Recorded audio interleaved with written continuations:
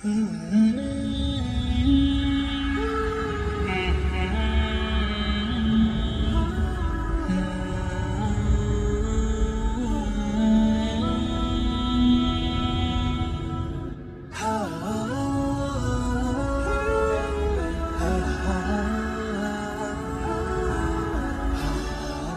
അലൈക്കും. ഇന്ന് നമ്മോടൊപ്പം ഉള്ളത് മുഹമ്മദ് ഈസയാണ്. അദ്ദേഹം ക്രിസ്തുമത വിശ്വാസിയായിരുന്നു. കോളേജ് പഠനകാലത്തെ അദ്ദേഹത്തിന്റെ ദൈവത്തെക്കുറിച്ചുള്ള അന്വേഷണം ബൈബിളിലൂടെ അദ്ദേഹം നടത്തി. അത് അവസാനം ബൈബിളിലൂടെ തന്നെ അദ്ദേഹത്തെ ഏകദൈവത്തിലേക്ക് നയിക്കുകയും പിന്നീട് അദ്ദേഹം ഖുറാനിലേക്ക് വരികയും പിന്നെ ഖുറാൻ വായനയിലൂടെ അദ്ദേഹം ഇസ്ലാമിലേക്ക് വരികയും ചെയ്തു. ഇപ്പോൾ അദ്ദേഹം സജീവമായി ദേവാ മേഖലയിൽ ഇസ്ലാമിക മതപ്രബോധന രംഗത്ത് സജീവമായി പ്രവർത്തിച്ചുകൊണ്ടിരിക്കുന്നു. ഈ വിഷയവുമായി ബന്ധപ്പെട്ട് അദ്ദേഹം 2 ഗ്രന്ഥങ്ങൾ രചിക്കുകയുണ്ടായി. അദ്ദേഹത്തോടൊപ്പം ഒരല്പനേരം നമുക്ക് ചെലവഴിക്കാം.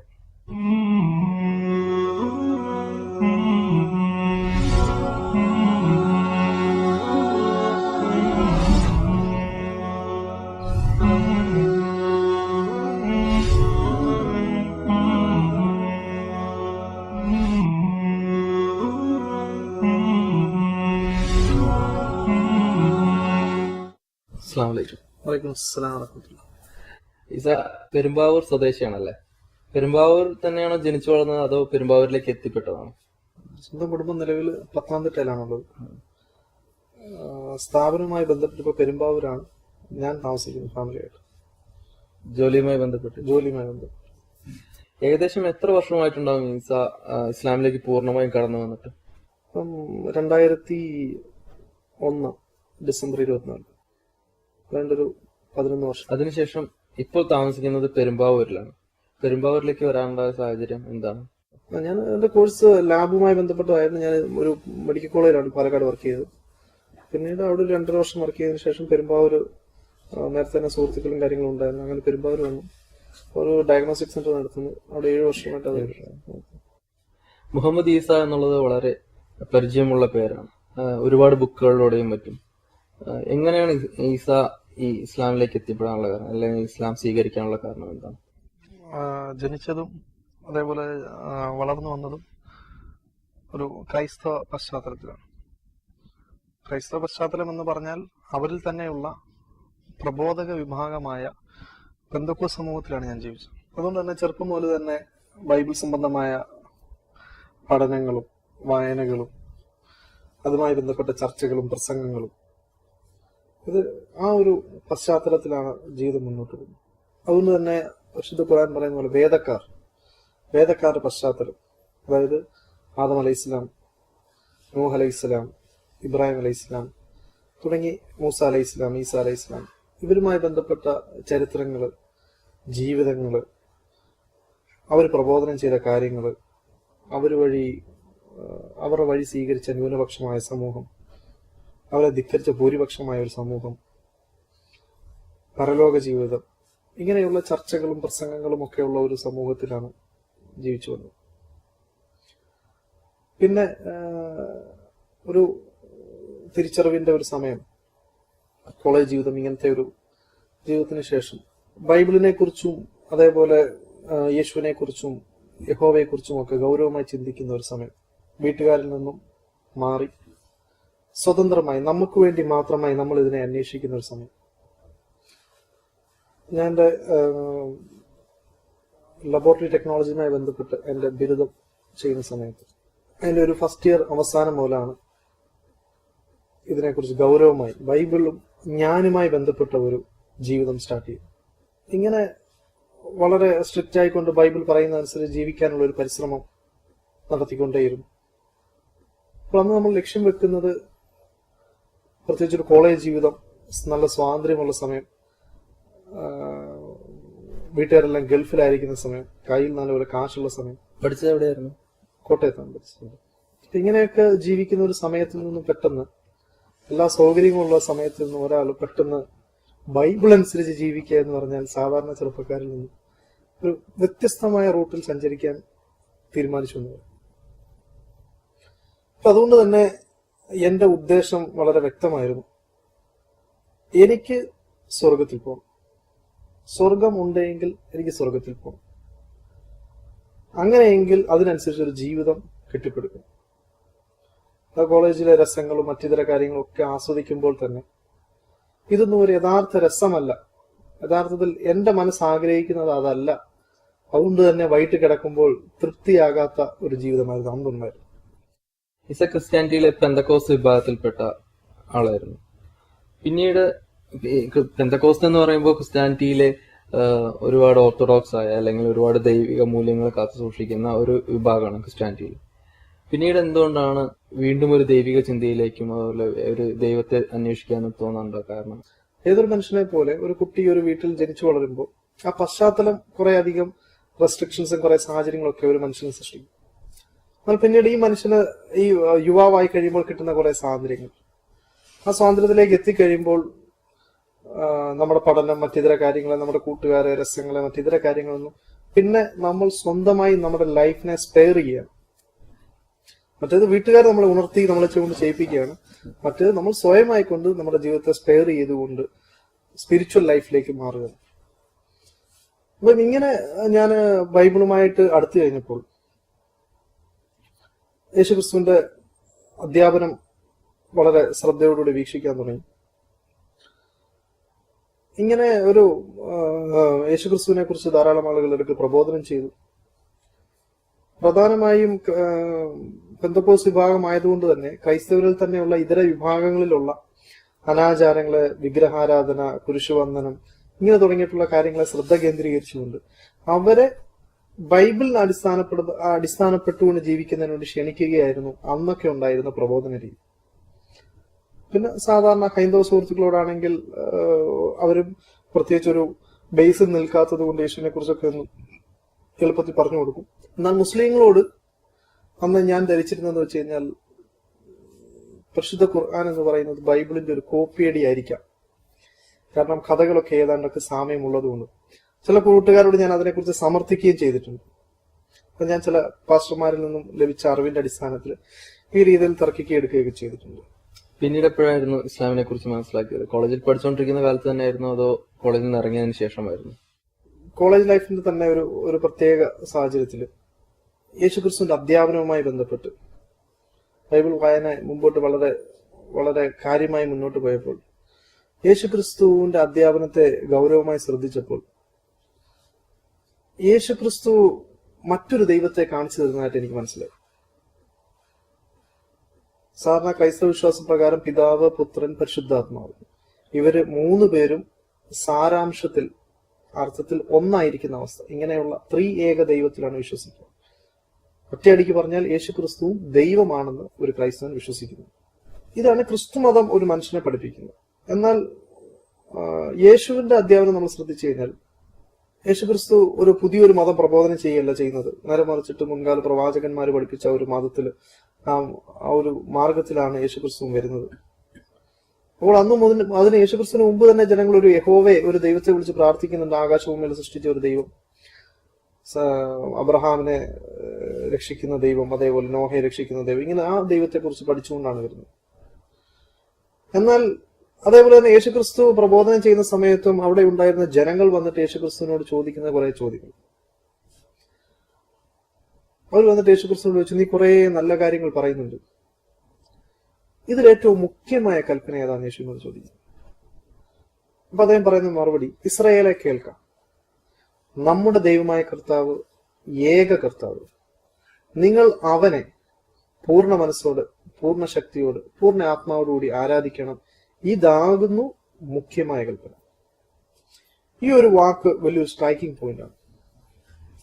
കാരണം ഇന്നത്തെ ഒരു ത്രിത്വൈക ദൈവവിശ്വാസമായിരുന്നു, അല്ലെങ്കിൽ അതായിരുന്നു യേശുക്രിസ്തു ജനങ്ങളെ പഠിപ്പിച്ചിരുന്നുവെങ്കിൽ യേശുക്രിസ്തു പറയേണ്ട മറുപടി ഇങ്ങനെയാണ്, ഇസ്രായേലെ കേൾക്ക, നിങ്ങളുടെ ദൈവമായ ഞങ്ങൾ ഏക കർത്താവ്. അതായത് ഈ ഉത്തരം പറയുന്ന ഞാനും ദൈവവും ഏക കർത്താവ്, നിങ്ങൾ ഞങ്ങളെ ആരാധിക്കുക പൂർണ്ണ മനസ്സോടെ എന്ന് പറയുന്നതിന് പകരം യേശുക്രിസ്തു വളരെ കൃത്യമായിട്ട് പറയും, നിങ്ങൾ അവനെ ആരാധിക്കുക. അതായത് യേശു അല്ലാത്ത മറ്റൊരു ദൈവത്തെ യേശുക്രിസ്തു വളരെ കൃത്യമായിട്ട് ചൂണ്ടിക്കാണിക്കും. ഇങ്ങനെ യേശുക്രിസ്തു ധാരാളം സ്ഥലത്ത് യേശുക്രിസ്തുവിനോട് ഒരാൾ വന്നിട്ട് നിത്യജീവനെ കുറിച്ച് ചോദിക്കുമ്പോൾ യേശുക്രിസ്തു പറയുന്നുണ്ട്, അദ്ദേഹം ചോദിക്കും, നല്ല ഗുരു, നിത്യജീവനെ പ്രാപിക്കാൻ ഞാൻ എന്ത് ചെയ്യണം? അതായത് എറ്റേണൽ ലൈഫ്, നാളെ പരലോക വിജയം ലഭിക്കാൻ എന്ത് ചെയ്യണം? അവിടെ യേശുക്രിസ്തു അദ്ദേഹത്തിന് കൊടുക്കുന്ന മറുപടിയിൽ ഇങ്ങനെ കാണാം, നീ എന്നെ നല്ലവരെന്ന് വിളിക്കുന്നത്, നല്ലവൻ ഒരുവൻ മാത്രം, ദൈവം എന്ന് പറഞ്ഞ യേശുക്രിസ്തു ദൈവത്തെ കുറിച്ച് വളരെ വ്യത്യസ്തമായി പഠിപ്പിക്കുന്നു. യേശുക്രിസ്തുവിന്റെ ജീവിത സമയങ്ങളിൽ നേരിട്ട എല്ലാ പ്രശ്നങ്ങൾക്കും എല്ലാ പ്രതിസന്ധികൾക്കും യേശുക്രിസ്തു മറ്റൊരു ദൈവത്തിലേക്ക് തിരിയുന്നത് കാണാം. നമ്മളൊന്നും വേണ്ട, ചില വീടുകളിലൊക്കെ പോയി, ക്രൈസ്തവ വീടുകളിൽ പോയാൽ യേശുക്രിസ്തു ഇങ്ങനെ ഒരു ഗത്സമന തോട്ടത്തിൽ ഇരുന്നുകൊണ്ട് ഇങ്ങനെ മുകളിലോട്ട് ഇങ്ങനെ കരഞ്ഞുകൊണ്ടിരിക്കുന്ന ഒരു ഫോട്ടോ കാണാം. യേശുക്രിസ്തു യഥാർത്ഥത്തിൽ ദൈവമാണെങ്കിൽ യേശുക്രിസ്തു ആരോടാണ് ഈ കരയുന്നത്? അഥവാ യേശുക്രിസ്തുവിന് തന്നെ അറിയാം ഞാൻ തന്നെയാണ് ദൈവം, ഞാനാണ് സകല പ്രശ്നവും പരിഹരിക്കുന്നത് എന്ന് അറിയാമായിരുന്നു എങ്കിൽ ഈ കരച്ചിൽ ഒരു കാപട്യമായിട്ട് എന്താവും മാറും. എനിക്കറിയാം ഞാനാണ് ദൈവം, പിന്നെ വെറുതെ ഒന്ന് അഭിനയിച്ച് കാണിക്കാം എന്ന് പറഞ്ഞ് ഒരു കാപട്യം കാണിച്ചു എന്ന് ചിന്തിക്കേണ്ടി വരും. പിന്നീട് എപ്പോഴാണ് ഈ ചിന്തകൾ ഖുറാനിലേക്ക് വഴിത്തിരിഞ്ഞത്? ഇങ്ങനെ ബൈബിളിനെ അടിസ്ഥാനപ്പെട്ടുള്ള ഈ പഠനം മുന്നോട്ട് പോയിട്ട് നമ്മൾ മനസ്സിലാക്കുന്ന ഒരു കൺക്ലൂഷൻ ഉണ്ട്. ആ കൺക്ലൂഷൻ പ്രകാരം നമുക്ക് മനസ്സിലാകുന്നത് യേശുക്രിസ്തുവിന് ഒരു ദൈവമുണ്ട്. യേശുക്രിസ്തു ഏറ്റവും അവസാനമായി പറയുന്ന ഒരു പ്രാർത്ഥനയിൽ, യോഹന്നാന്റെ സുവിശേഷം 17-ാം അധ്യായത്തിലുള്ള പ്രാർത്ഥനയിൽ യേശുക്രിസ്തു ആകാശത്തേക്ക് കൈ ഉയർത്തിയിട്ട് പറയുന്നു, ഏക സത്യദൈവമായ നിന്നെയും നീ അയച്ചിരിക്കുന്ന എന്നെയും വിശ്വസിക്കുന്നവർക്കാവുന്നു നിത്യജീവൻ. അപ്പോൾ ഏക സത്യദൈവമായ നീ, ദൈവമാരാണ് അവിടെ കഴിഞ്ഞു, പിന്നെ നീ അയച്ചിരിക്കുന്ന ഞാൻ, ഈ അയക്കുന്നവരെയാണ് റസൂൽ, പ്രവാചകൻ എന്ന് പറയുന്നത്. യേശുക്രിസ്തു ഇവിടെ പറയുന്നത് വ്യക്തമായി ലാ ഇലാഹ ഇല്ലല്ലാഹ് എന്ന് പറയുന്ന പോലെ ഏക സത്യദൈവമായ നീ, പിന്നെ ശേഷം അയച്ചിരിക്കുന്ന പ്രവാചകൻ. ഇങ്ങനെയുള്ള യേശുക്രിസ്തുവിന്റെ അധ്യാപനം നമ്മൾ എത്തുന്ന ഈ കൺക്ലൂഷൻ, അതായത് യേശുക്രിസ്തു പ്രവാചകനാണ്, യേശുക്രിസ്തു മറ്റൊരു ദൈവത്തെ ചൂണ്ടിക്കാണിച്ചിട്ടുണ്ട് എന്ന് നമ്മൾ മനസ്സിലാക്കി കഴിയുമ്പോൾ യഥാർത്ഥത്തിൽ ഈ എത്തുന്ന ഒരു കൺക്ലൂഷനാണ് യഥാർത്ഥത്തിൽ ഖുർആനും വളരെ വ്യക്തമായി പഠിപ്പിക്കുന്നത്. വിശുദ്ധ ഖുർആനിൽ കാണാം, സൂറത്ത് മാഇദയിൽ ലഖദ് കഫറല്ലദീന ഖാലു ഇന്നല്ലാഹുൽ മസീഹ് ഇബ്നു മറിയം വഖാലൽ മസീഹ് യാ ബനി ഇസ്രായീല ഉബ്ദുല്ലാഹ റബ്ബി വറബ്ബുക്കും ഇന്നഹു മൻ യുശ്രികു ബില്ലാഹി ഫഖദ് ഖറമല്ലാഹു അലൈഹിൽ ജന്ന. അതായത് ഞാൻ നേരത്തെ യേശുക്രിസ്തുവിന്റെ ഉദ്ധരണി സുവിശേഷങ്ങളിൽ ഞാൻ പറഞ്ഞത്, ഇസ്രായേലെ കേൾക്കാം എന്ന് തുടങ്ങുന്ന ആ കോട്ടിങ്ങില്, അതേ കോട്ടിങ്, അതിന്റെ വളരെ സാമ്യമുള്ള ഒരു വാക്യമാണ്. ലഖദ് കഫറല്ല, ചില ആളുകളുടെ വിശ്വാസത്തിൽ പിഴവ് സംഭവിച്ചിരിക്കുന്നു. കാരണം അവർ പറഞ്ഞു യഥാർത്ഥത്തിൽ ആകാശഭൂമിയിലെ സൃഷ്ടാവായ ദൈവം എന്ന് പറയുന്നത് ആരാണ്? മസീഹ് ആണ് എന്ന് പറഞ്ഞിരിക്കുന്നു. ഈ ഖുർആൻ അതിനെ നിഷേധിച്ചുകൊണ്ട് പറയുന്നത് എന്താ? യഥാർത്ഥത്തിൽ യേശുക്രിസ്തു ഇങ്ങനെ പഠിപ്പിച്ചിട്ടില്ല. നേരെ വഖാലൽ മസീഹ്, മസീഹ് എന്താണോ ജനങ്ങളെ പഠിപ്പിച്ചത്? യാ ബനി ഇസ്രായേൽ, അല്ലയോ ഇസ്രായേൽ ജനങ്ങളെ, ഉബ്ദുല്ലാഹ റബ്ബി റബ്ബുക, എന്റെയും നിങ്ങളുടെയും ഒരു രക്ഷിതാവില്ലേ, ആ രക്ഷിതാവിനെ നിങ്ങൾ വിളിച്ച് പ്രാർത്ഥിക്കുന്നു. യേശുക്രിസ്തു പറഞ്ഞു, ഇസ്രായേലെ കേൾക്ക, നമ്മുടെ ദൈവം, അതായത് എന്റെ നിങ്ങളുടെയും ദൈവം, നമ്മുടെ ദൈവമായ കർത്താവ്, ഏക കർത്താവ്. ഇനി തുടർന്ന് വേണ്ട, ഇന്നഹു മൻ യുശ്രികു ബില്ലാഹി, ആരെങ്കിലും ആ ദൈവത്തിൽ പങ്കുകാരനെ സൃഷ്ടിച്ചാൽ, ഒരാളെ പാർട്ട്ണറാക്കിയാൽ അവന് സ്വർഗമുണ്ടാവും നിഷിദ്ധമായി. ഇങ്ങനെ നമ്മൾ ബൈബിളിൽ നിന്ന് ഏതൊരു ക്രൈസ്തവനും ബൈബിൾ തുറന്ന് സത്യസന്ധമായി വായിച്ചാൽ എത്തുന്ന ഒരു കൺക്ലൂഷനാണ് യഥാർത്ഥത്തിൽ ഖുർആൻ വളരെ ശക്തമായി മുന്നോട്ട് വെക്കുന്നത്. ഇത്തരത്തില് ബൈബിൾ വായിച്ച് ഇത്ര ഒരു കൺക്ലൂഷനിലെത്തി, അതിനുശേഷം ബൈബിളിലെ പോരായ്മയും അല്ലെങ്കിൽ ബൈബിളിലെ കാര്യങ്ങളിലെ ഒരു തീരുമാനത്തിന് ശേഷം പിന്നീട് ഖുർആനാണ് ഇതിനേക്കുള്ള സൊല്യൂഷൻ എന്ന് മനസ്സിലാക്കുന്നത് എങ്ങനെയാണ്? യഥാർത്ഥത്തില് ആരെങ്കിലും ഹെൽപ്പ് ചെയ്തിട്ടുണ്ടോ? എന്റെ ജ്യേഷ്ഠനാണ് ഈ മുസ്ലിങ്ങളുമായി ബന്ധപ്പെട്ട ചർച്ച തുടങ്ങുന്നത്. അപ്പോ ഒരു ദിവസം ജ്യേഷ്ഠൻ എന്നോട് ആവശ്യപ്പെട്ടു. അപ്പൊ അന്നത്തെ ഞങ്ങളുടെ രീതി എന്ന് വെച്ച് കഴിഞ്ഞാൽ ശനിയാഴ്ച ഉച്ച മുതൽ ഞങ്ങളുടെ രീതിയിലുള്ള ഫാസ്റ്റിംഗിലായിരിക്കും എല്ലാ ആഴ്ച. ക്രൈസ്തവരെ സംബന്ധിച്ചിടത്തോളം ഇങ്ങനെ ദൈവം പറഞ്ഞ കൽപ്പന പ്രകാരമുള്ള നോമ്പല്ല, മനുഷ്യനിർബന്ധമായ നോമ്പായതുകൊണ്ട് ഞങ്ങൾ ശനിയാഴ്ച ഉച്ചയ്ക്ക് തുടങ്ങും, ഞായറാഴ്ച മീറ്റിംഗ് കഴിയുന്നത് വരെ ഞങ്ങൾ ഈ ഫാസ്റ്റിംഗിലായിരിക്കും. എങ്ങനെയാണ് അതിന്റെ ഒരു ഇല്ല, അത് ക്രൈസ്തവരെ സംബന്ധിച്ചുള്ള ഫാസ്റ്റിംഗ് പല രീതിയിലാണ്. അതൊരു പ്രത്യേകമായ നിയമമായി കൊണ്ട് യേശുവോ യഹോവയോ കൊടുത്തതായിട്ടില്ല. അതുകൊണ്ട് തന്നെ ചില ആളുകൾ ചായ കുടിക്കും, ചില ആളുകൾ വെള്ളം പോലും കുടിക്കില്ല, ചില ആളുകൾ ഇന്റൻഷനോടെ. ഏതായാലും നമ്മുടെ ഒരു പ്രത്യേക ഒരു സമയം നമ്മൾ എന്താ പറയുന്നത് ദൈവീയ മാർഗത്തിൽ യൂസ് ചെയ്യുക എന്നുള്ളതാണ് അതിന്റെ ഒരു ഇന്റൻഷൻ അവർ വെക്കുന്നത്. അപ്പൊ അങ്ങനെ നമ്മള് ഈ ഫാസ്റ്റിംഗിൽ ഇരിക്കുന്ന സമയത്ത് ബ്രദർ ഒരു ദിവസം എന്നോട് ആവശ്യപ്പെട്ട് ഇങ്ങനെ, യേശുക്രിസ്തു ദൈവമാണെന്ന് യേശുക്രിസ്തു പറയുന്ന ഏതെങ്കിലും കോട്ടിങ് നിനക്ക് ബൈബിളിലുണ്ടോ? അപ്പൊ എനിക്ക് ചോദ്യം കേട്ടപ്പോൾ വളരെ സിമ്പിൾ ആയിട്ട് തോന്നി, കാരണം സ്വഭാവ അടിസ്ഥാനപരമായ ചോദ്യമാണല്ലോ. പക്ഷെ ഞാനിങ്ങനെ ഉദ്ധരണി ഇങ്ങനെ എടുത്ത് നോക്കി, പൗലോസിന്റെ ഒരു ഉദ്ധരണി കണ്ടു, വേറൊരു ഉദ്ധരണി കണ്ടു, ഇങ്ങനെ പല പല ഉദ്ധരണികളിലും യേശുക്രിസ്തു പഠിപ്പിക്കുന്ന അങ്ങോട്ടോ ഇങ്ങോട്ടോ വ്യതിചലിക്കാത്ത, അതായത് കൃത്യമായി ഞാനാണ് ദൈവം, അതുകൊണ്ട് നിങ്ങൾ എന്നെ വിളിച്ച് പ്രാർത്ഥിക്കണം എന്ന് പറയുന്ന ഒരൊറ്റ ഉദ്ധരണി പോലും ഇന്ന് കാണുന്ന ബൈബിളിൽ സുവിശേഷങ്ങളില്ല. നേരെ മറിച്ച് യേശുക്രിസ്തു അല്ല ദൈവം എന്ന് തെളിയിക്കുന്ന ധാരാളം ഉദ്ധരണികൾ ഉണ്ട് തന്നെ. എന്നാൽ സംശയാസ്പദമായ ചില കോട്ടിങ്ങുകൾ, ഉദാഹരണം പറഞ്ഞു കഴിഞ്ഞാൽ യേശുക്രിസ്തു പറയുന്നുണ്ട്, ഞാൻ പിതാവ് ഒന്നാകും, എന്നെ കണ്ടവൻ പിതാവിനെ കണ്ടിരിക്കുന്നു, ഞാൻ ഏകനല്ല, എന്നെ അയച്ച പിതാവ് എന്റെ കൂടെയുണ്ട്, ഞാൻ പിതാവിലും പിതാവ് എന്നിലും വസിക്കുന്നു. ഇങ്ങനെയുള്ള ചില കോട്ടിങ്ങുകളുണ്ട്. എന്നാൽ നമ്മൾ യേശുവിന്റെ തന്നെ മറ്റിതര ഉദ്ധരണികൾ ശ്രദ്ധിച്ചാൽ വളരെ കൃത്യമായിട്ട് മനസ്സിലാവും. യേശുക്രിസ്തു പറയുന്നുണ്ട്, ഞാനും പിതാവും ഒന്നായിരിക്കുന്നത് പോലെ. മുമ്പിൽ നിൽക്കുന്ന 12 അപ്പോസ്തലന്മാരോട് പറയാം, നിങ്ങൾ എല്ലാവരും ഒന്നാകേണ്ടതിന്, ഐക്യത്തിൽ തികഞ്ഞവരായി ഒന്നാകേണ്ടത് തന്നെ. അപ്പൊ ഇവിടെ അസ്തിത്വത്തിലല്ല ഒന്നാകുക, ഐക്യത്തില്, സ്നേഹത്തില്, ആദർശത്തിലാണ്. യേശുക്രിസ്തു പറയുന്നുണ്ട്, ഞാൻ ഏകനല്ല, എന്നെ അയച്ച പിതാവ് എന്റെ കൂടെയുണ്ട്. എന്നിട്ട് ശേഷം ഒരു കണ്ടീഷൻ വെക്കുകയാണ്. എന്താണ് കണ്ടീഷൻ? ഞാൻ പിതാവിന് പ്രസാദമുള്ളത് ചെയ്യുന്നത് കൊണ്ട് പിതാവ് എന്നെ ഏകനായി വിട്ടിട്ടില്ല. ഞാൻ പറയാണ്, എന്റെ കൂടെ ദൈവമുണ്ട്. കാര്യം എന്താ? ഞാൻ ദൈവം പറയുന്നതിനെ കേൾക്കുന്നു. ഇതിനകത്ത് ഞാൻ എന്താവുന്നില്ല, ഞാൻ ദൈവത്തിന്റെ അസ്തിത്വത്തിനകത്ത് ഉൾക്കൊള്ളുന്നില്ല. അതേപോലെ യേശുക്രിസ്തു, ഞാൻ പിതാവിലും പിതാവ് എന്നിലും ആയിരിക്കുന്നത് പോലെ നിങ്ങൾ എല്ലാവരും നമ്മിൽ ആവേണ്ടതിന് തന്നെ. അപ്പം ആദ്യത്തെ അർത്ഥം കൊണ്ട് ഉദ്ദേശിക്കുന്നത് യേശുക്രിസ്തു ദൈവത്തിന്റെ അസ്തിത്വത്തിനകത്താണ് എന്നാണ് നമ്മൾ അർത്ഥം കൊടുക്കുന്നതെങ്കിൽ, പിന്നീടുള്ള ഈ 12 അപ്പോസ്തലന്മാരും ഇവരുടെ അസ്തിത്വത്തിനകത്ത് കൂടി മൊത്തത്തിൽ ഒരു 10-14 അസ്തിത്വങ്ങൾ യഥാർത്ഥത്തിൽ ഈ ദൈവത്തിനകത്ത് കൂടി. അപ്പൊ യഥാർത്ഥത്തിൽ യേശുക്രിസ്തു പഠിപ്പിച്ചിരിക്കുന്നത്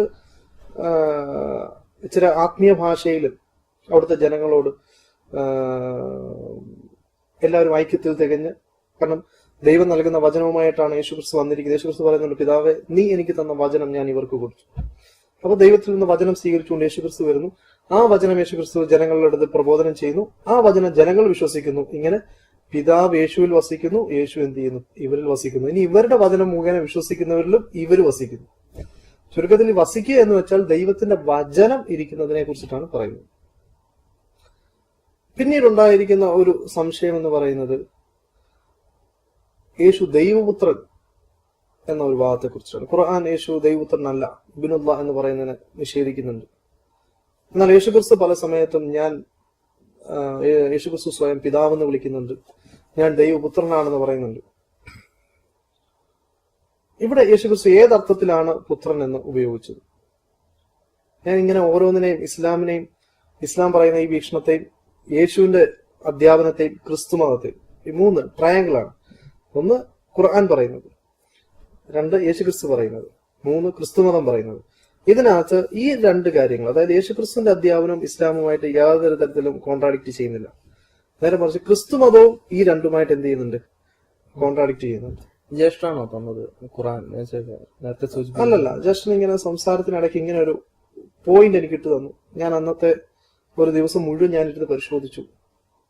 കൃത്യമായ ഉദ്ധരണി കിട്ടിയില്ല. ഞാൻ സ്വാഭാവികമായിട്ട് അന്ന് ശനിയാഴ്ചയാണ്, ഞായറാഴ്ച മീറ്റിങ്ങിൽ പോകണം. അപ്പൊ ഞാൻ ഞായറാഴ്ച സംശയത്തോടുകൂടി ഞാൻ മീറ്റിങ്ങിന് പോയി. ആരെ വിളിച്ചോ? ഇനി യേശു അല്ല യഥാർത്ഥത്തിൽ യഹോവ ദൈവമെങ്കിൽ അതൊരു പ്രശ്നത്തിലാവുമല്ലോ. മീറ്റിംഗ് എന്ന് പറഞ്ഞാൽ ഈ ചർച്ചിലെ മീറ്റിംഗ്.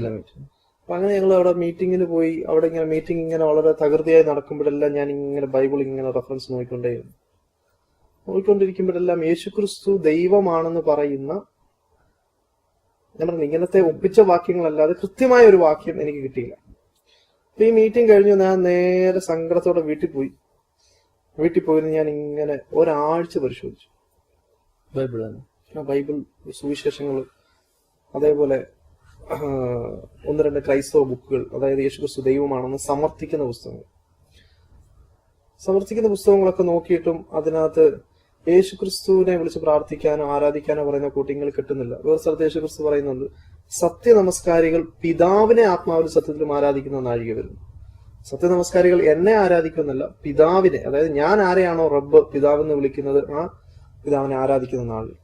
അപ്പൊ ഇങ്ങനെ ഇപ്പൊ പ്രാർത്ഥന യേശുവിലേക്ക് വരുന്നില്ല. ഇങ്ങനെ ഓരോ കാര്യങ്ങളും ഇങ്ങനെ നോക്കി ഒരാഴ്ച ഇങ്ങനെ പോയി. ഞായറാഴ്ച അടുക്കും തോറും പേടിയായി. കാരണം ആരെ വിളിച്ച് പ്രാർത്ഥിക്കണമെന്ന് അറിയാതെ പോയിട്ട് പ്രാർത്ഥിച്ചിട്ട് എന്താ കാര്യം? അപ്പൊ ഞാൻ അതിനു മുമ്പ് തന്നെ യേശുവിനോടുള്ള പ്രാർത്ഥന നിർത്തി യഹോവയോട് പ്രാർത്ഥിക്കാൻ തുടങ്ങി. കാരണം യഹോവ ദൈവമാണെന്നുള്ള വിഷയത്തിൽ യാതൊരു സംശയമില്ല. അപ്പൊ ഞാൻ എന്ത് ചെയ്തു, ശനിയാഴ്ച ഞങ്ങളുടെ പാസ്റ്ററെ വിളിച്ചിട്ട് പറഞ്ഞു, വാ വീട്ടിലേക്കൊന്ന് വാ, കുറച്ച് സംശയങ്ങൾ ചോദിക്കാനുണ്ട്. ഞാൻ ഈ പാസ്റ്റർ വീട്ടിൽ വന്നു. അപ്പൊ ഞാൻ പാസ്റ്ററെ വിളിച്ച് വീട്ടിന്റെ ഫ്രണ്ടിലേക്ക് ഒന്ന് മാറ്റി നിർത്തി. വേറെ വീട്ടുകാരൊക്കെ കാര്യങ്ങളൊക്കെ സംസാരിച്ച് ഞാൻ വിളിച്ചിട്ട് മാറ്റി നിർത്തിയിട്ട് ചോദിച്ചു, അത് യഥാർത്ഥത്തിൽ യേശു ക്രിസ്തു ദൈവമാണെന്ന് പറയുന്ന ഒരു സ്റ്റേറ്റ്മെന്റ് എവിടെയാ കിടക്കുന്നത്? യേശു ക്രിസ്തു പഠിപ്പിച്ചതായിരിക്കണം. അദ്ദേഹം പറഞ്ഞു, അത് ഇഷ്ടം ബൈബിൾ മുഴുവൻ അത് തന്നെ പറഞ്ഞിട്ടുള്ളൂ എന്ന് പറഞ്ഞിട്ട് അദ്ദേഹം ഒരു കോട്ടിങ് ഉദ്ധരിച്ചു. അത് ബൈബിളിൽ ഉടനീളം യേശുവിനെ കുറിച്ച് മാത്രമാണ് പറയുന്നത് പറഞ്ഞിട്ട് 1-ാം പുസ്തകം ഉൽപ്പത്തി പുസ്തകത്തിൽ നിന്ന് തന്നെ ഒരു ഉദ്ധരണി ഉദ്ധരിച്ചു. ഞാനപ്പോ തന്നെ അത് മറുപടി വിശദമായിട്ട് പറയുകയും പുള്ളിക്ക് അവിടെ വെച്ച് തുടർന്ന് പറയാൻ പറ്റാത്തൊരവസ്ഥ വരികയും ചെയ്തു. പുള്ളി പറഞ്ഞു, നാളെ അങ്ങ് മീറ്റിങ്ങിന് വരണം എന്ന് പറഞ്ഞ് പുള്ളി സ്കിപ്പായി. പിറ്റേ ദിവസം ഞാൻ മീറ്റിങ്ങിന് പോയില്ല. കാരണം ആരോട് വിളിച്ച് പ്രാർത്ഥിക്കണമെന്ന് വ്യക്തമാകാത്ത ഒരു അവസ്ഥയിൽ മീറ്റിങ്ങിന് പോകാൻ പറ്റില്ല. അങ്ങനെ ഞാൻ വീട്ടിൽ തന്നെ ഇരുന്ന് യഹോവയോട് പ്രാർത്ഥിച്ചുകൊണ്ടിരുന്നു. മീറ്റിംഗ് കഴിയുന്ന സമയമായപ്പോൾ എനിക്ക് ചർച്ചിൽ നിന്നും കോൾ വന്നു.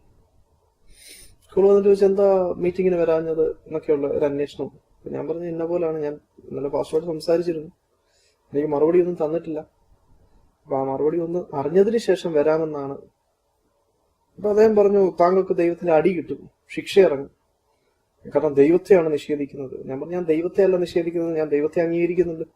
യേശു ദൈവമാണെന്നുള്ളതിന് യേശു ക്രിസ്തു പഠിപ്പിച്ചതായിട്ട് ഞാൻ ഇതുവരെ പരിശോധിച്ചിട്ട് കണ്ടിട്ടില്ല. ഒരു ഉദ്ധരണി കാണിച്ചാൽ നാളെ മുതൽ ഞാൻ എന്ത് ചെയ്യും, വരും, നമുക്ക് പ്രശ്നമില്ല.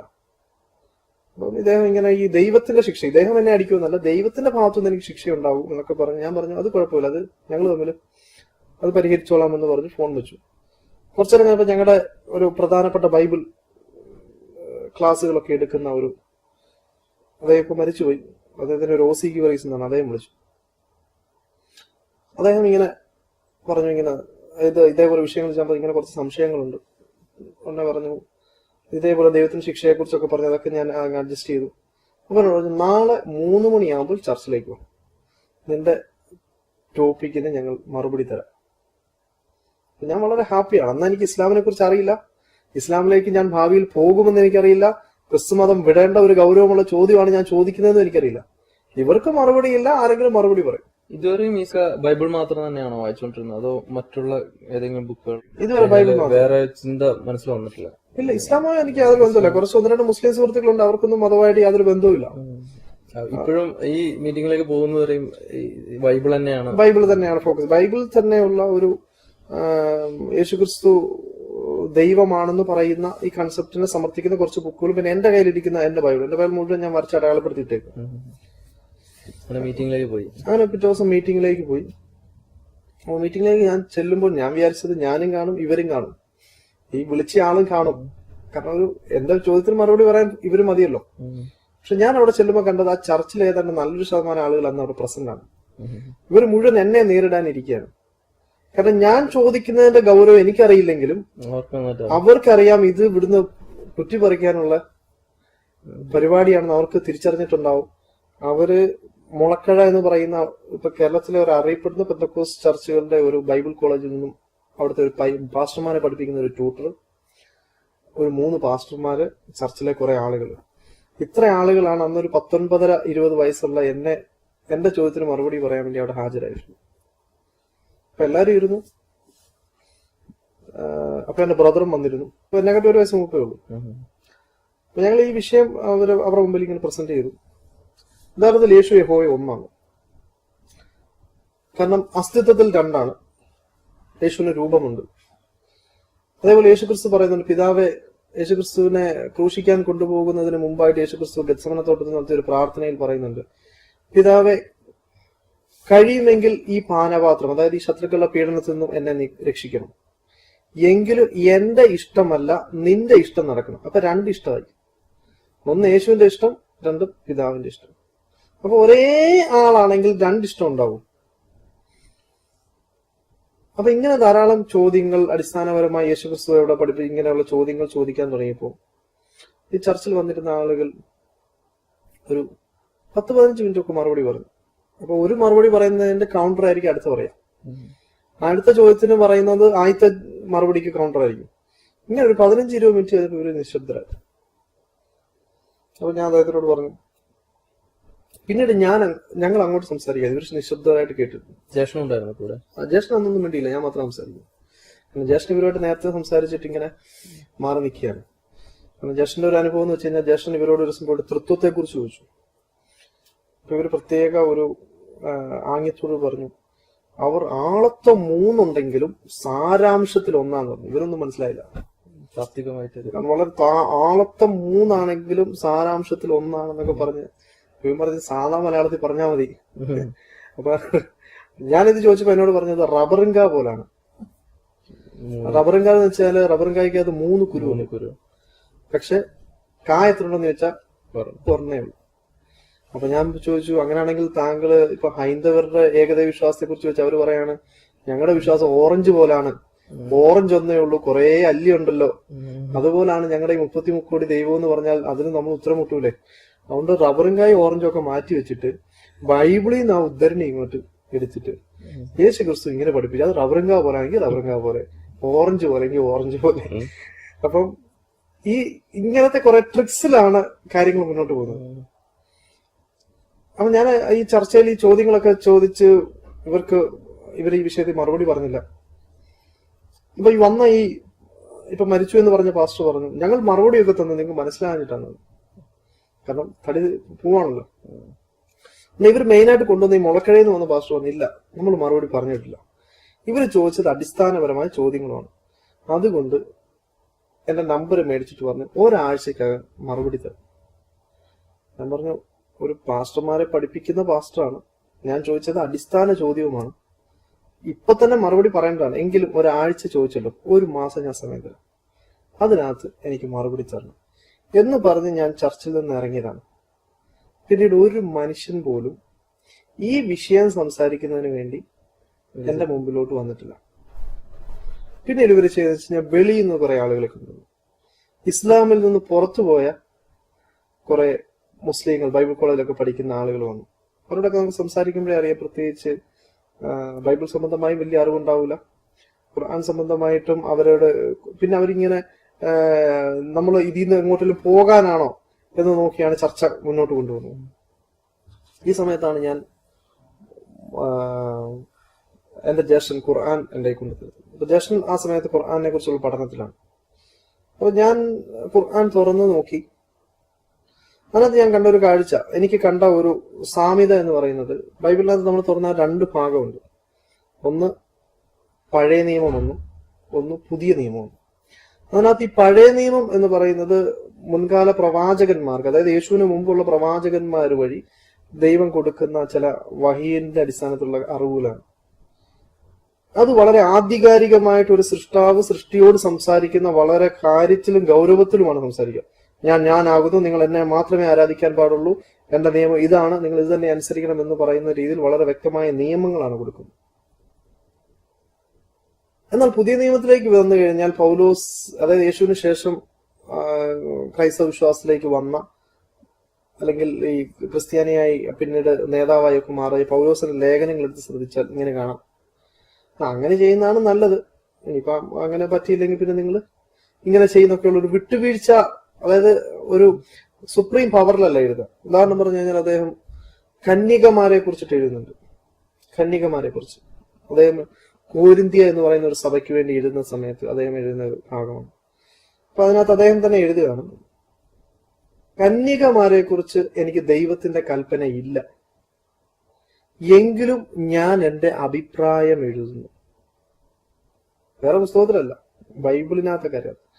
അങ്ങനെ ഒരു 10-18 വരി എഴുതിയിട്ട് ഇദ്ദേഹം അവസാനം എഴുതാം, എന്നിലും പരിശുദ്ധാത്മാവുണ്ടേ എന്ന് എനിക്ക് തോന്നുന്നു.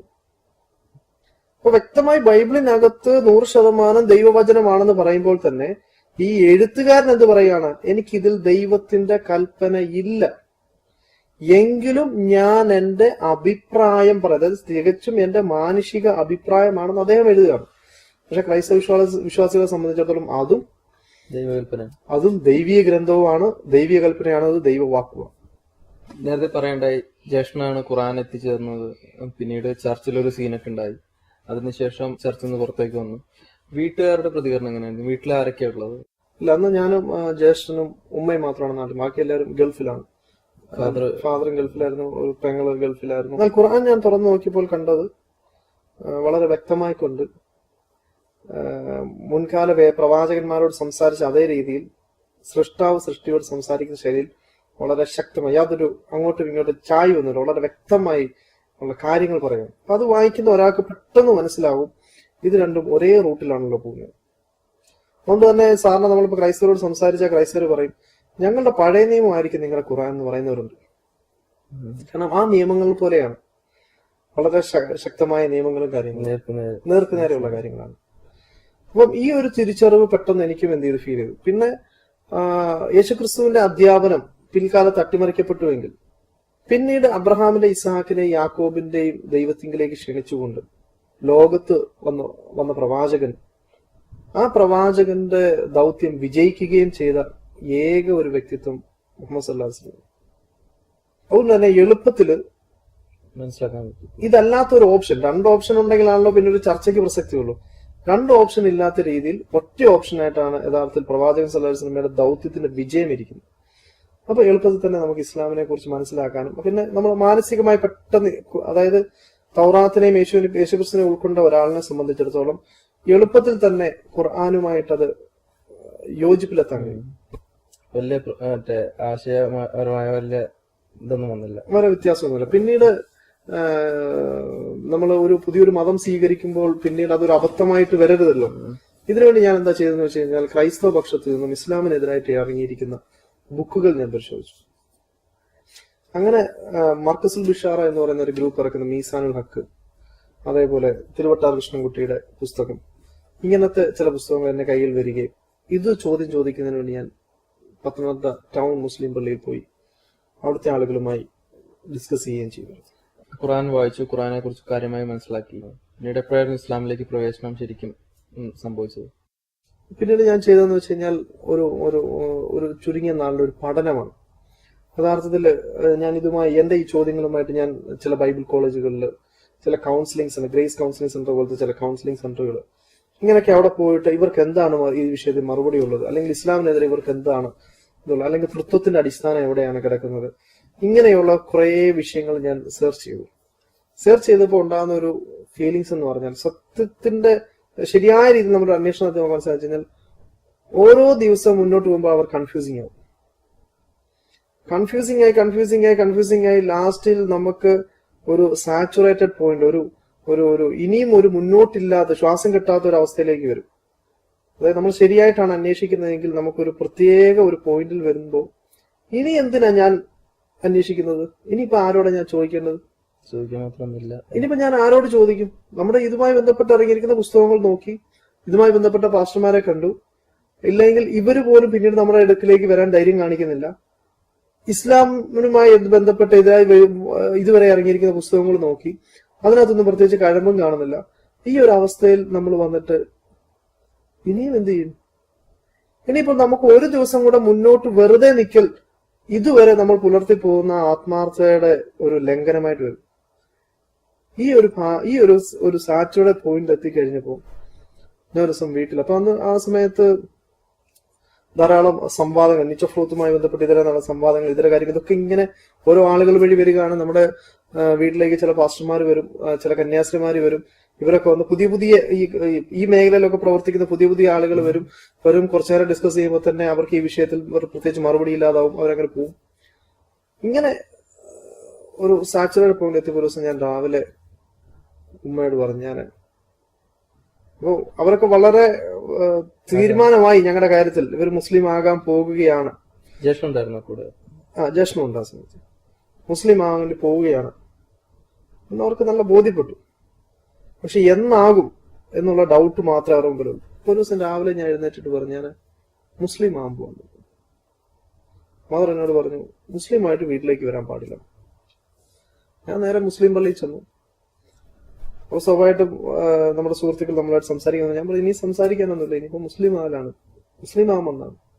അങ്ങനെ കലിമ ചൊല്ലി നിസ്കാരം അവരുടെ കൂടെ നിന്ന് നിസ്കാരത്തെ രൂപമൊക്കെ ചെയ്തിട്ട് തിരിച്ചു വീട്ടിൽ വന്നു. വീട്ടിൽ വന്ന് നേരെ പറഞ്ഞു ഞാൻ മുസ്ലിം ആയിട്ട് വരാമെന്ന് പറഞ്ഞു. ചങ്ങനാശ്ശേരി, പത്തനംതിട്ട. അപ്പൊ എന്നോട് പറഞ്ഞു ഇത് രഹസ്യമായിട്ട് വെക്കണമെന്ന് പറഞ്ഞു വീട്ടുകാർ. ജ്യേഷ്ഠൻ ഉണ്ടായിരുന്നു? ഇല്ല, ജ്യേഷ്ഠന് ഞാനുമായിട്ട് ഈ വിഷയം ഒന്ന് ഡിസ്കസ് ചെയ്തിരുന്നു. അപ്പോൾ ജ്യേഷ്ഠൻ എന്നോട് പറഞ്ഞു തന്നു നമുക്കിപ്പോൾ വിദ്യാർത്ഥികളാണ്, അപ്പൊ ഈ സമയത്ത് ഇപ്പൊ സ്വീകരിക്കണ്ട, പിന്നീട് ഒരു പ്രായമാകുമ്പോൾ സ്വീകരിച്ചാൽ മതി എന്നാണ് എന്നോട് ജ്യേഷ്ഠൻ പറഞ്ഞ നിർദ്ദേശം.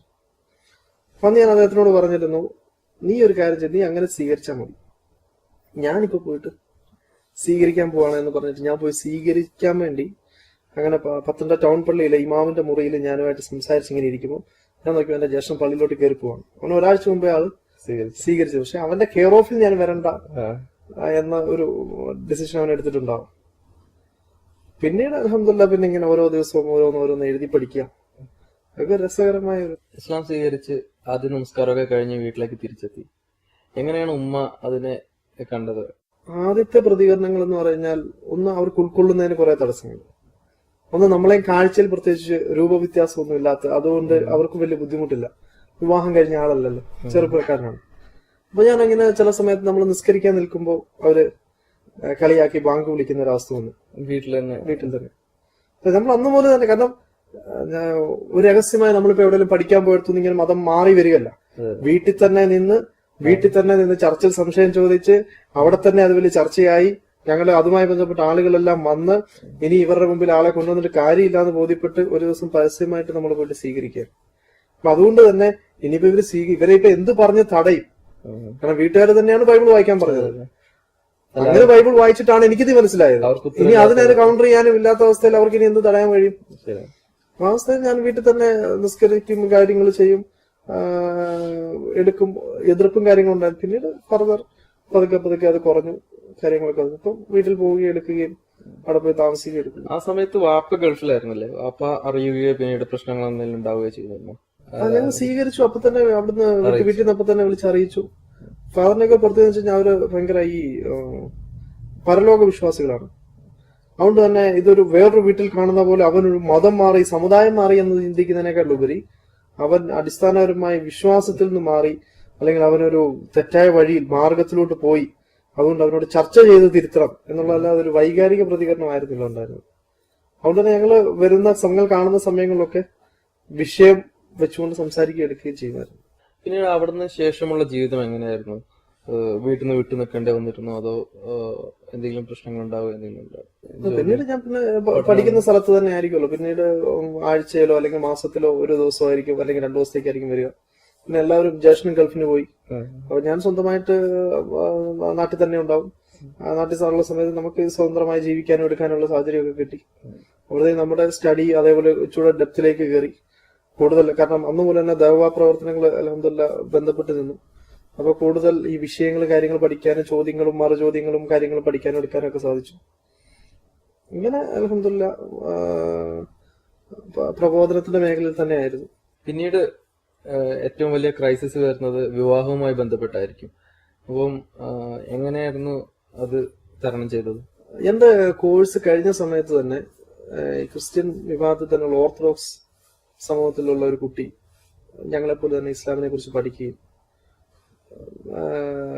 ഈ കാര്യങ്ങൾ മനസ്സിലാകുകയും എന്റെ സുഹൃത്ത് വഴിയാണ് ഈ കാര്യങ്ങൾ പഠിക്കുകയൊക്കെ ചെയ്തത്.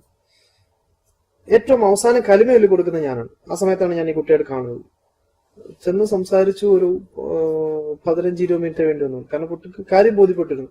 20 മിനിറ്റ് സംസാരിച്ചു. പുള്ളിക്കാരി കലിമ ചൊല്ലി. അപ്പൊ തന്നെ ഞാൻ വെളിയിൽ ഇറങ്ങിപ്പോന്നു. പിന്നീട് ഞങ്ങൾ തന്നെ വേറൊരു സുഹൃത്തിന് വേണ്ടി വിവാഹം ആലോചിച്ചു. അത് നടന്നില്ല. പിന്നെ ഞങ്ങൾ മഷൂറ ചെയ്തപ്പോ ഒരു ആലോചന, നീ കെട്ടാമോ എന്നൊരു വിഷയം വന്നു. ഞാൻ വില്ലിങ് ആയി. എന്റെ മദറിനോട് പറഞ്ഞു. എന്റെ മദർ വന്ന് പെൺകുട്ടിയെ കണ്ടു. അതിനുശേഷം പത്തനംതിട്ട ടൗൺ പള്ളിയിൽ തന്നെ നിൽക്കാൻ നടത്തി. കല്യാണമൊക്കെ കഴിഞ്ഞു. പിന്നീട് വീട്ടിലെ അവസ്ഥ എന്താണ്? വീട്ടിൽ പോവാറുണ്ടോ? പോവാറുണ്ട്. അവര് ഞങ്ങളുടെ അടുത്ത് വരാറുണ്ട്. ഞങ്ങൾ ഒരുമിച്ച് ടൂർ പോവാറുണ്ട്. ഒന്നിച്ചെന്ന്. ജ്യേഷ്ഠന്റെ അവസ്ഥ എന്താണ്? ജ്യേഷ്ഠൻ ഗൾഫിൽ വർക്ക് ചെയ്യുന്നു. ഭാര്യയും മക്കൾ സുഖമായിട്ട് ജീവിക്കുന്നു. അദ്ദേഹം കല്യാണം കഴിച്ചതും ഈ ബാക്ക്ഗ്രൗണ്ടിൽ നിന്ന് തന്നെയാണ്? അല്ല, പുള്ളിക്കാരൻ ഒരു ട്രഡീഷണൽ മുസ്ലിം ഫാമിലിയാണ്. വീട്ടില് പാരന്റ്സിനോടൊക്കെ ഇത്തരം കാര്യങ്ങൾ സംസാരിക്കാറുണ്ടോ? എന്താണ് പൊതുവെ അവരുടെ പ്രതികരണം ഇതൊക്കെ സംസാരിക്കുന്ന സമയത്ത്? നിങ്ങൾക്ക് അറിയുന്നത് പോലെ ഇപ്പൊ ഈ വിഷയത്തിൽ ഇപ്പൊ 2 പുസ്തകങ്ങൾ എഴുതി ആ വിഷയത്തിലെ ക്ലാസ്സും കാര്യങ്ങളും സംഘടിപ്പിച്ചുകൊണ്ടിരിക്കുന്നു. ഇയാള് സ്വാഭാവികമായിട്ട് വീട്ടിൽ ചെന്ന് കഴിഞ്ഞാൽ പ്രധാനപ്പെട്ട വിഷയവും ഇത് തന്നെയായിരിക്കും. നമ്മുടെ പുസ്തകം എഴുതുമ്പോൾ ഞാൻ എപ്പോഴും ശ്രദ്ധിക്കുന്ന ഒരു വിഷയം, എന്റെ മാതാപിതാക്കൾ ഉൾപ്പെടെയുള്ള ആളുകൾ വായിക്കണം എന്നുള്ള ആഗ്രഹത്തിലാണ് നമ്മൾ എഴുതുന്നത്. സാറിന് ഒരു ക്രൈസ്തവ ഇസ്ലാം കമ്പാരിറ്റീവ് റിലീജിയനിൽ അവരുന്നയിച്ച ആരോപണങ്ങൾക്ക് മറുപടി പറയുമ്പോൾ ഉണ്ടാകുന്ന ചില തീവ്ര നിലപാടുകളൊക്കെ ഒഴിവാക്കിക്കൊണ്ട് ഇപ്പോഴും നമ്മുടെ പുസ്തകത്തിന്റെ രചനയിൽ നമ്മൾ ആദ്യമത്തെ വായനക്കാരനായി നമ്മൾ പരിഗണിക്കുന്നത് നമ്മുടെ വീട്ടുകാരായിരിക്കും. അതുകൊണ്ട് തന്നെ അത് ഈ പ്രബോധന മാർഗത്തിലും ഒരു എന്താ പറയുന്ന ഒരു മിതമായ ശൈലി, പ്രകോപനം അല്ലാത്ത ഒരു ശൈലി സ്വീകരിച്ചുകൊണ്ട് എഴുതാൻ സാധിച്ചിട്ടുണ്ട്. അപ്പൊ അത് പുസ്തകം എഴുതി കഴിഞ്ഞാൽ എന്റെ ആദ്യത്തെ പരിപാടി തന്നെ വീട്ടുകാർക്ക് ആ പുസ്തകം കൊടുക്കുക എന്നുള്ളതാണ്. അവരുമായിട്ട് വ്യക്തമായി ഞങ്ങൾ ഒരുമിച്ച് കൂടുകയും ഒരുമിച്ച് യാത്ര ചെയ്യുകയും കാര്യങ്ങളൊക്കെ ചെയ്യുമ്പോൾ തന്നെ നമ്മൾ ഇസ്ലാമികമായിട്ടുള്ള വൈഫായിക്കോട്ടെ ഹിജാബ് സൂക്ഷിച്ചുകൊണ്ടും നമ്മൾ നമ്മുടെ കാര്യങ്ങൾ സൂക്ഷിച്ചുകൊണ്ടും അതേപോലെ തന്നെ നമ്മുടെ നമസ്കാരവും നമ്മുടെ നോമ്പും കാര്യങ്ങളും എല്ലാം നമ്മുടെ രീതിയിൽ ചെയ്തുകൊണ്ടും അവരുടെ രീതിയിൽ ചെയ്തുകൊണ്ടും നമ്മുടെ വീട്ടിൽ അവർ വന്നാലും അവർക്ക് ചർച്ചിൽ പോകണമെങ്കിൽ നമ്മൾ വണ്ടിയെ കൊണ്ട് വീട്ടിൽ അവരെ കൊണ്ട് വിട്ടുകൊടുക്കും. അവരുടെ ചർച്ചും കാര്യങ്ങളായിട്ട് അവർക്ക് ജീവിക്കാം, എനിക്ക് എന്റെ വിശ്വാസം കാര്യമായിട്ട് ജീവിക്കാം. വിഷയം സംസാരിക്കേണ്ട സമയത്ത് ഞങ്ങൾ ഒരുമിച്ചിരിക്കും. ആശയപരമായി വളരെ വ്യക്തമായ സംസാരമാണ്. പക്ഷെ വിശുദ്ധ ഖുർആൻ പറഞ്ഞതുപോലെ നിങ്ങൾക്ക് വ്യക്തമായി അറിയാത്ത ഒരു വസ്തുവിനെ എന്നിൽ പങ്കു ചേർക്കണമെന്ന് നിന്റെ മാതാപിതാക്കൾ നിന്നോട് നിർബന്ധിച്ചാൽ നീ അവരെ അനുസരിക്കരുത്. എന്നാൽ ഐഹികമായ വിഷയത്തിൽ നിങ്ങൾ അവരോട് ഏറ്റവും നല്ല നിലയിൽ സഹവസിക്കുകയും ചെയ്യണം. ഈ ഒരു ഖുർആന്റെ നിർദ്ദേശം പാലിക്കാനുള്ള ഒരു ശ്രമത്തിലാണ്. അതില് വിജയിക്കണമെന്ന് ആഗ്രഹിച്ച് പ്രാർത്ഥിച്ചുകൊണ്ടിരിക്കും.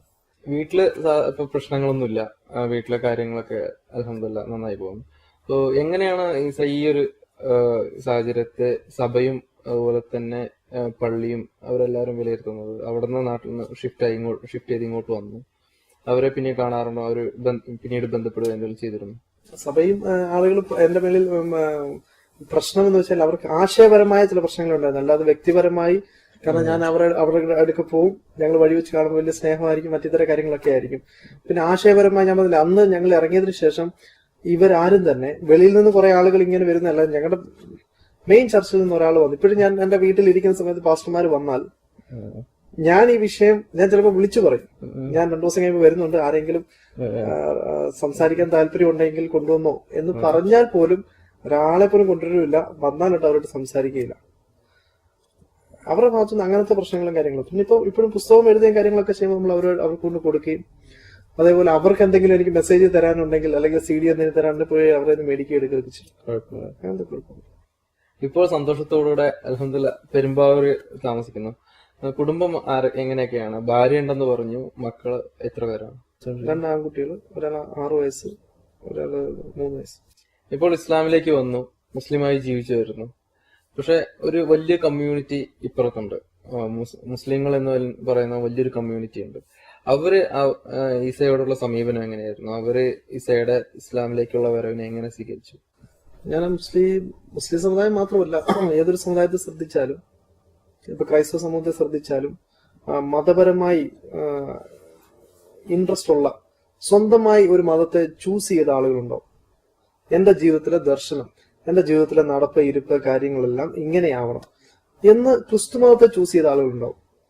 രണ്ടാമത് ജസ്റ്റ് അതിലെ ഒരു കമ്മ്യൂണിറ്റിയിലെ ഒരു മെമ്പറായിട്ട് ഇങ്ങനെ ഒഴുക്കിനനുസരിച്ച് ജീവിച്ചു പോകുന്നുണ്ടാവും. ഇതേപോലെ മുസ്ലിം കമ്മ്യൂണിറ്റിയിലും ഇസ്ലാമിനെ എന്റെ ദീനായിക്കൊണ്ട് സെലക്ട് ചെയ്ത ആളുകളും ഇല്ല, ഞങ്ങളിങ്ങനെ പാരമ്പര്യമായി വാപ്പയും ഉമ്മയൊക്കെ ഇങ്ങനെ ആയതുകൊണ്ട് ഇങ്ങനെ അങ്ങായി എന്ന് ചിന്തിക്കുന്ന കുറെ ആളുകളും ഉണ്ടാവും. ഇതിൽ എന്റെ ജീവിതം എപ്പോഴും ഞാൻ ബന്ധപ്പെട്ടിരിക്കുന്നത് ഇസ്ലാമിനെ ചൂസ് ചെയ്ത ആളുകളുമായിട്ടാണ്. അവരുമായി ബന്ധപ്പെട്ട് ആണ് ദഅ്വ കാര്യങ്ങള്, മറ്റിതര കാര്യങ്ങളെല്ലാം ഞാൻ മുഴുകുന്നത്. മറ്റുള്ള ആളുകളെ എനിക്കറിയും. കാരണം അവരെ സംബന്ധിച്ചിടത്തോളം അവർക്ക് ഇസ്ലാം എന്താണെന്നോ അല്ലെങ്കിൽ ഇസ്ലാം സ്വീകരിക്കേണ്ട ആവശ്യകത എന്താണെന്നോ, ലോകത്തിലെ എല്ലാ ആളുകളും ഈ സത്യത്തിലേക്ക് വരേണ്ടതാണെന്നോ ഒന്നും അറിയാത്ത ആളുകളായിരിക്കും. അപ്പൊ അങ്ങനെയുള്ള ഒരാളിനെ സംബന്ധിച്ചോളം ചിലപ്പോൾ നമ്മളെ തന്നെ അക്സെപ്റ്റ് ചെയ്യുന്നതിന് അവർക്ക് ബുദ്ധിമുട്ടുണ്ടാകും. കാരണം അവരെ സംബന്ധിച്ചിടത്തോളം ഇസ്ലാം അങ്ങനെ ഒരു രക്ഷയുടെ മാർഗമാണെന്നുള്ള കാര്യത്തെ കുറിച്ച് അവർക്ക് അറിവുണ്ടാവില്ല. അപ്പൊ പൊതുവെ നമ്മൾ അവരുമായിട്ട് ഒരു തരത്തിലൊരു ഒരു സംസാരമോ അല്ലെങ്കിൽ ഒരു കാര്യങ്ങൾക്കോ നമ്മൾ ഒരു പരിധി കൂടുതൽ പോകാറില്ല. നമുക്കറിയാം എവിടം വരെ പോയാൽ എങ്ങനെയാവും, അവിടെ കൊണ്ട് നമ്മൾ ഒരു സമൂഹത്തെ പഠിച്ചിട്ടുണ്ട്. എന്നാൽ ഇസ്ലാമിനെ ഉൾക്കൊണ്ടവരെ സംബന്ധിച്ചിടത്തോളം അവരുടെ കൂടെയുള്ള ജീവിതവും പ്രബോധനവും നടപ്പും ഇരിപ്പും എല്ലാം ഇരു കൂട്ടരുടെയും എന്റെയും അവരുടെയും പരലോക ജീവിതത്തിന് ഗുണപ്രദമായിരിക്കും. മറ്റുള്ള സമയത്ത് നമുക്കറിയാലോ, ഒരു തിരിച്ചറിയൽ കാർഡിന്റെയോ റേഷൻ കാർഡിന്റെയോ അടിസ്ഥാനത്തിലൊന്നും ആയിരിക്കില്ലല്ലോ നാളെ സ്വർഗവും നരകവും ഉണ്ടാവുക. തീർച്ചയായും. ആര് ഇസ്ലാമിനെ അവൻ എബുത്ത് കയറുള്ള ഇസ്ലാം ഖുർആൻ പറയുന്നുണ്ട്, ആരെ സ്വീകരിച്ചു ആര് നിഷേധിച്ചു. അത് മുസ്ലിം കുടുംബത്തിൽ ജനിച്ചാലും ശരി, മുസ്ലിം കുടുംബത്തിൽ അല്ലെങ്കിലും ശരി. അപ്പൊ ഈ ഒരു അവസ്ഥ നമ്മൾ തിരിച്ചറിയുന്ന ഒരാളിനെ സംബന്ധിച്ചിടത്തോളം മറ്റുള്ളവരുടെ ഭാഗത്തു നിന്നുണ്ടാകുന്ന ബുദ്ധിമുട്ടുകൾ നമ്മൾ പരിഗണിക്കാറില്ല, ബുദ്ധിമുട്ടുണ്ടാക്കുന്ന സാഹചര്യത്തിലേക്ക് പോകാറുമില്ല. ഇപ്പോൾ ഈസ കാര്യമായും ഇസ്ലാമിക പ്രബോധനം ദഅവ മേഖലയിലാണ് സജീവമായിട്ട് നിൽക്കുന്നത്. എന്താണ് ഈസയ്ക്ക് ഇത്തരം സമുദായത്തിലുള്ളവരോടും അതുപോലെ തന്നെ മുസ്ലിം കമ്മ്യൂണിറ്റിയിലേക്കൊക്കെ കൊടുക്കാനുള്ള ഒരു സന്ദേശം എന്താണ്? എന്തുകൊണ്ടാണ് ഈ ജീവിതത്തെ ഗൗരവത്തോടുകൂടി ചിന്തിക്കേണ്ടത്? വിശുദ്ധ ഖുർആൻ പറയുന്നുണ്ട്, ഈ ജീവിതവും ഒരു മനുഷ്യന്റെ ജീവിതവും മരണവും പ്രത്യേകമായൊരു ഉദ്ദേശ ലക്ഷ്യങ്ങളോടെ അള്ളാഹു സൃഷ്ടിച്ച ഒരു മനുഷ്യൻ എങ്ങനെ അതിനെ ഉപയോഗിക്കുന്നു, ഇതിനെല്ലാം കണക്ക് പറയേണ്ടതാണ്. യഥാർത്ഥത്തിൽ മരണം എന്ന് പറയുന്ന ഈ ലോക ജീവിതത്തിന്റെ ഒരു അവസാനമില്ലായിരുന്നുവെങ്കിൽ നമുക്ക് ഇങ്ങനെ ഒരു ചർച്ചയുടെ ഒന്നും ആവശ്യമില്ല. തീർച്ചയായും. സ്വാഭാവികമായിട്ട് നമ്മളൊരു കുറഞ്ഞ കാലത്തെ ജീവിതത്തിന് വേണ്ടി ഈ ഭൂമിയിലേക്ക് വരികയും ഇനിയും ഒരു കുറഞ്ഞ നാളിന് ശേഷം നമ്മൾ ഇവിടുന്ന് തിരിച്ചു വേറൊരു ലോകത്തിലേക്ക് പോവുക. അപ്പോൾ ആര് ഈ മരണത്തിന് മുമ്പായി അതിനു വേണ്ട കാര്യങ്ങൾ കരുതി വെക്കുന്നു, അവൻ മാത്രമേ വിജയിക്കുന്നുള്ളൂ. അതുകൊണ്ട് മുസ്ലിം ആയിക്കോട്ടെ അമുസ്ലിം ആയിക്കോട്ടെ ഏതൊരു മനുഷ്യനും രക്ഷയ്ക്ക് പഠിച്ചോൻ വെച്ചിരിക്കുന്നത് ഒരൊറ്റ ഒരു വ്യവസ്ഥ മാത്രമേ. വിശുദ്ധ ഖുർആൻ കാണാം, ഇന്ന ദീന ഇൻദല്ലാഹി ഇസ്ലാം, അള്ളാഹുവിന്റെ അടുക്കൽ സ്വീകാര്യമായത് അള്ളാഹു ഇറക്കി കൊടുത്ത പഠിപ്പിച്ചു കൊടുത്ത പരിശുദ്ധമായ ആ ജീവിത രീതിയാണ്. അപ്പോൾ ഒരു മുസ്ലിം ആയിക്കോട്ടെ അമുസ്ലിം ആയിക്കോട്ടെ അവന്റെ ജീവിതത്തിലേക്ക് അതിനെ ചൂസ് ചെയ്തെടുക്കും. അവന്റെ വിവാഹമായിക്കോട്ടെ, അവന്റെ ജീവിതമായിക്കോട്ടെ, അവന്റെ കൊടുക്കൽ വാങ്ങലായിക്കോട്ടെ, അവന്റെ കച്ചവടമായിക്കോട്ടെ, അവന്റെ ആരാധന ആയിക്കോട്ടെ, അവന്റെ ഇതര കാര്യങ്ങളായിക്കോട്ടെ, അവന്റെ നോട്ടമായിക്കോട്ടെ, സംസാരമായിക്കോട്ടെ, എല്ലാ വിഷയങ്ങളിലും അവൻ ഇസ്ലാമിനെ അല്ലെങ്കിൽ ദൈവത്തിന് ഇഷ്ടപ്പെട്ട മാർഗത്തെ ചൂസ് ചെയ്തെടുക്കും. ഇനി നമ്മളിവിടെ ആയിരിക്കുന്നു, ഈ സമയത്ത് നമ്മൾ പ്രവർത്തിക്കുക. ഒരു സമയത്ത് നമ്മളും എന്താവും, ഇവിടുന്ന് ഇല്ലാതായി പോകും. അപ്പൊ ഈ ചുരുങ്ങിയ സമയം ഓരോ ആളുകളും വളരെ ആവശ്യക്കാരാണ്. നാളെ നല്ലൊരു പരലോക ജീവിതത്തിന് വേണ്ടി ഓരോ മനുഷ്യനും ആവശ്യക്കാരാണ്. അതുകൊണ്ട് സമയം കളയാതെ, സമയം വേറെ കാര്യങ്ങൾ ചെലവഴിക്കാതെ, വളരെ ടൈം ലിമിറ്റഡ് ആയിക്കൊണ്ട്, വളരെ സ്പീഡായിക്കൊണ്ട് നന്മയിലേക്ക് മുന്നേറുക. അതേപോലെ ഏറ്റവും പ്രധാനപ്പെട്ട ഒരു വിഷയം, ഈ നമ്മൾ ആയിരിക്കുന്ന ഈ സത്യം, അള്ളാഹു നമുക്ക് അറിയിച്ചു തന്ന ഹിദായത്ത് അല്ലെങ്കിൽ സത്യം, ഈ സത്യത്തെ മറ്റു ജനങ്ങളുടെ ഇടയിലേക്ക് എത്തിക്കുക. മറ്റു ജനങ്ങളിലേക്ക് എത്തിക്കാൻ വേണ്ടി കഴിവിന്റെ പരമാവധി ചെയ്യുക. അള്ളാഹുവിന്റെ മാർഗത്തിലുള്ള യഥാർത്ഥ സത്യത്തിന്റെ വാഹകരായിക്കൊണ്ട്, അതാണ് അള്ളാഹു നമ്മൾ ആഗ്രഹിക്കുന്നത്. ഒരു മനുഷ്യൻ ഈ ഒരു മാർഗത്തിൽ ചെയ്യുന്ന ഓരോ പരിശ്രമങ്ങളും അത് അവന്റെ പരലോക ജീവിതം ധന്യമാക്കുന്നതിനും സ്വന്തം ജീവിതം ധന്യമാക്കുന്നതിനും അത് ഇഹലോകത്തും പരലോകത്തും വിജയത്തിന് കാരണമാകും. അതുകൊണ്ട് ഏവരും ഈ കേൾക്കുന്ന എല്ലാ ആളുകളും സത്യത്തെ ഉൾക്കൊണ്ടുകൊണ്ടും സത്യത്തിന് വേണ്ടി പ്രവർത്തിക്കാൻ തയ്യാറാവണമെന്ന് അഭ്യർത്ഥിക്കുന്നു. അൽഹംദുലില്ലാ, വളരെയധികം സന്തോഷമുണ്ട് ഈസ ഇത്രയും നേരം നമ്മളോടുകൂടെ ഈസയുടെ വിലപ്പെട്ട സമയം നമ്മളോട് ചെലവഴിച്ചതിനും അതുപോലെ തന്നെ വളരെ രസകരമായ അനുഭവങ്ങൾ നമ്മളോട് പങ്കുവച്ചതിനും. അള്ളാഹു ഈസയുടെ എല്ലാ പ്രവർത്തനങ്ങളെയും അള്ളാഹു അർഹമായ പ്രതിഫലം തന്ന് സ്വീകരിക്കുമാറാവട്ടെ പ്രാർത്ഥിക്കുന്നു. അസ്സലാമു അലൈക്കും.